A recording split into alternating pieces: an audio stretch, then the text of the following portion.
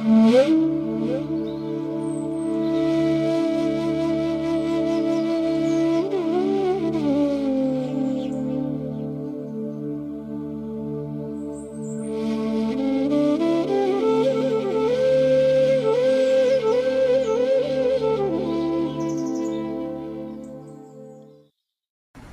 কালিন্দী ফুল্ল কমলে মাধবেন কিরারত যো ধর্ম স্থাপনরত বীরেশং তং নমাম্যহম।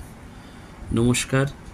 শ্রী শ্রী ঠাকুর, মা এবং স্বামীজি মহারাজের চরণে ভুলুণ্ঠিত প্রণাম জানাই। প্রাণারাম বাংলা ইউটিউব চ্যানেলে সম্প্রচারিত সৎকথায় প্রতিদিনের মনন এই ধারাবাহিক অনুধ্যানে আজকে আমরা ঢাকায় স্বামী বিবেকানন্দের কথা স্মরণ মনন করব। এবং এই প্রসঙ্গে জানিয়ে রাখা ভালো যে আগামীকাল থেকে কয়েকদিন ঢাকায় অর্থাৎ বাংলাদেশে আমাকে যেতে হচ্ছে।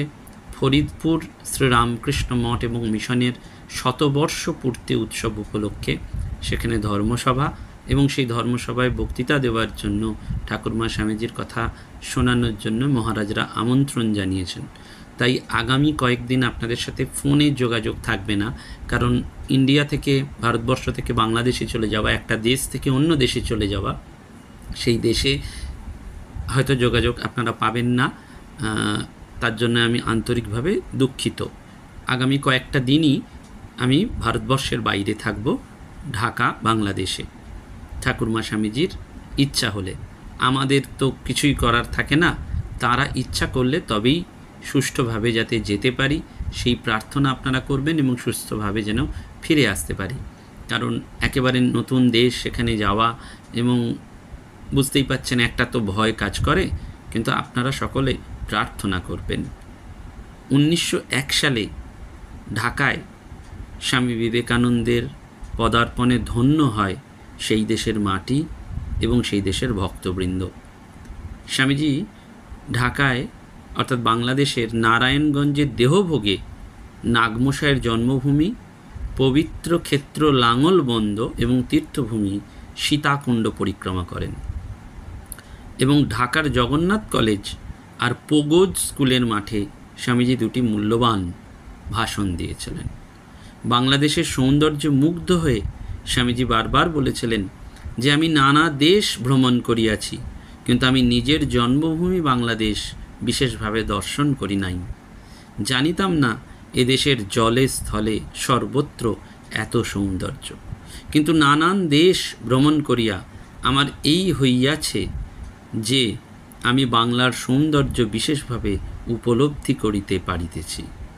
এবং উচ্চশ্রেণীর মানুষকে স্বামীজি তাঁর আরেকটি ভাষণে বলেছিলেন, সর্বসাধারণকে সাহায্য করো, তাহাদের নিকট জ্ঞানের দ্বার উন্মুক্ত করো এবং পদদলিতদের আবার ন্যায্য ও প্রকৃত অধিকার দাও। সুতরাং বাংলাদেশে স্বামী বিবেকানন্দের যে আগমন, সেটি আমাদের রামকৃষ্ণ ভাব আন্দোলনের ইতিহাসে একটা অন্য মাত্রা যোগ করে। হেমচন্দ্র ঘোষ তিনি স্মৃতিচারণ করছেন যে 1901 সালের মার্চ মাসের 19 তারিখে স্বামীজি প্রথম ঢাকায় পদার্পণ করেন এবং সেদিন তাকে দর্শন করার সৌভাগ্য হেমচন্দ্র ঘোষের হয়েছিল। স্বামীজি যে মুহূর্তে ঢাকা রেল স্টেশনের প্ল্যাটফর্মে নামলেন, সেই মুহূর্তেই হেমচন্দ্র ঘোষ তাকে দেখেছিলেন এবং স্বামীজিকে দর্শন করবার জন্য সেদিন স্টেশনে অনেক মানুষের ভিড় হয়েছিল। যে কয়েকজন ভাগ্যবান স্বেচ্ছাসেবক স্বামীজি এবং তাঁর সঙ্গে যারা এসেছিলেন, তাদের সেই বিরাট উৎসাহী জনতার মধ্যে দিয়ে কর্ডন করে অতি কষ্টে ঘিরে স্টেশনের বাইরে তাদের জন্য অপেক্ষারত দুটি সুদৃশ্য সাজানো ঘোড়ার গাড়ি কাছে নিয়ে গিয়েছিলেন এবং তার মধ্যে অন্যতম ছিলেন এই হেমচন্দ্র ঘোষ। 1901 সালের 18ই মার্চ সন্ধ্যায় পশ্চিমবঙ্গের হাওড়া জেলার বেলুড় মঠ থেকে যাত্রা শুরু করেছিলেন স্বামীজি এবং বাংলাদেশের প্রথম গন্তব্যস্থল ছিল ঢাকা। কলকাতা থেকে নারায়ণগঞ্জের দূরত্ব ছিল 259 মাইল আর ঢাকার দূরত্ব 270 মাইল। স্বামীজি ঢাকা মেল ট্রেনে শিয়ালদা থেকে রওনা দিয়ে বাংলাদেশের কুষ্টিয়ার দর্শনা হয়ে ফরিদপুর জেলার গোয়ালন্দে পৌঁছান 19 তারিখ সকালে, অর্থাৎ এই ফরিদপুরে স্বামীজি গোয়ালন্দে গিয়েছিলেন এবং সেই ফরিদপুরেই রামকৃষ্ণ মঠ মিশন। স্বামী ব্রহ্মানন্দজি মহারাজের দিনলিপিতে লেখা রয়েছে, Swamiji Nityananda and 5 others started for Dhaka this evening, অর্থাৎ মার্চ 18। সেই অনুসারে 7 জন অর্থাৎ স্বামীজি ছাড়া 6 জন গিয়েছিলেন। এবং দিনলিপির হিসেব অনুসারে 19 মার্চ সকালবেলায় স্টিমার যোগে বৃহত্তর ফরিদপুর জেলার গোয়ালন্দ থেকে মুন্সিগঞ্জ এবং ভাগ্যকুল হয়ে তারা নারায়ণগঞ্জে পৌঁছান। সে যুগে তো এইভাবেই যাতায়াত করতে হতো।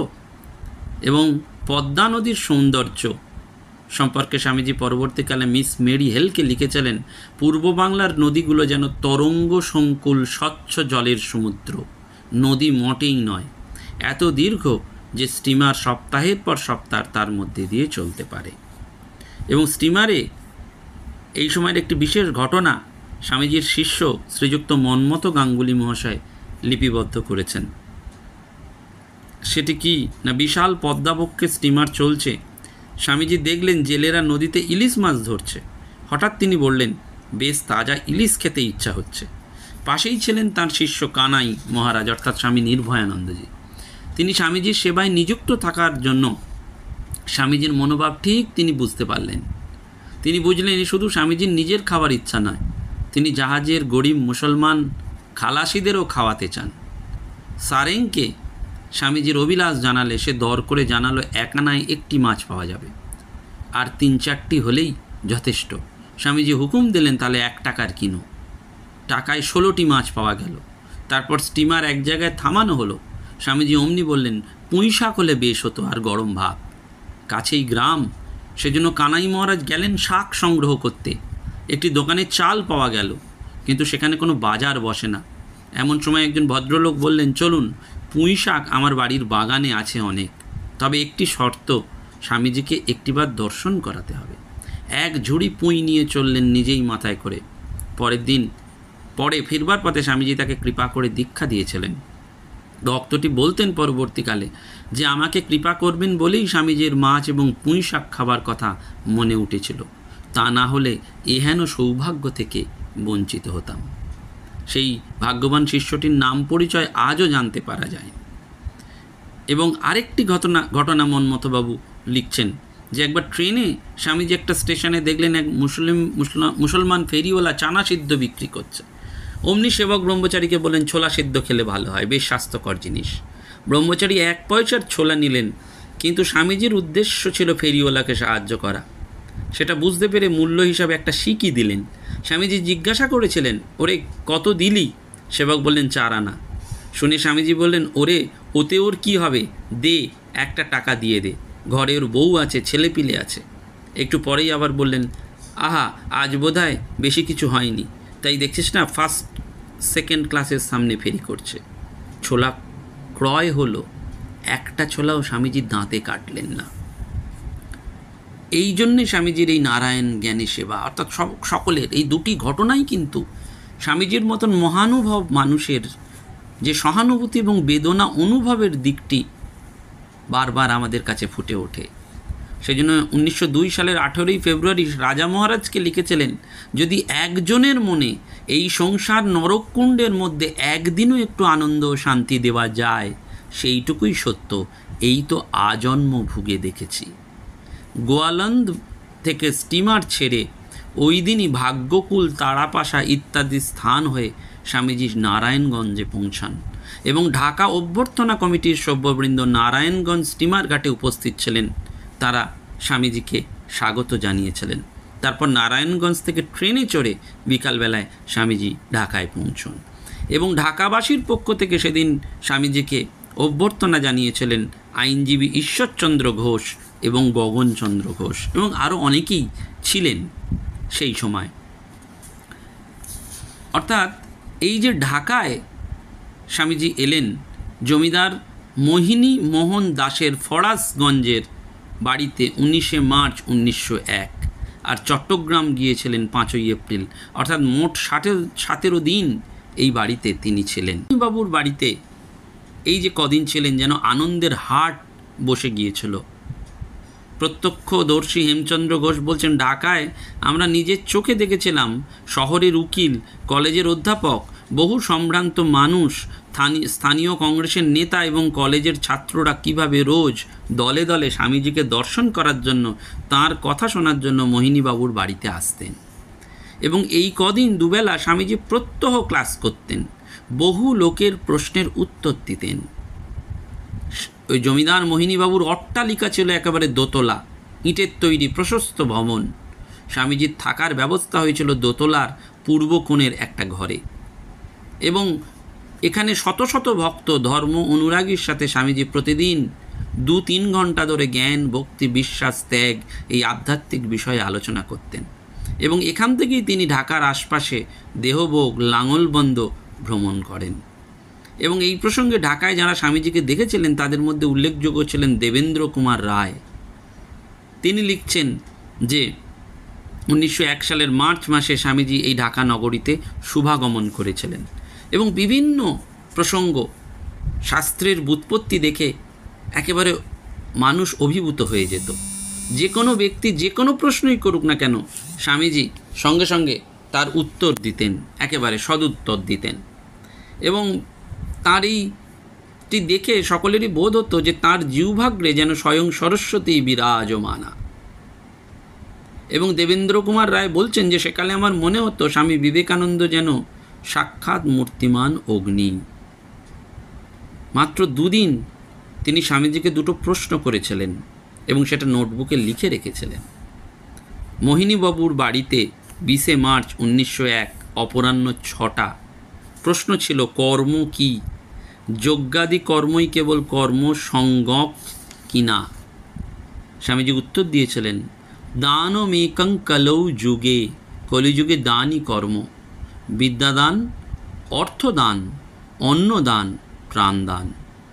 এবং বলেছিলেন, পুণ্যং পরোপকারে চ পাপঞ্চ পরপীড়নে, স্বার্থত্যাগী প্রকৃত মহত্বের নিকষ, প্রকৃত মহাপুরুষের দেশ বুদ্ধি নেই।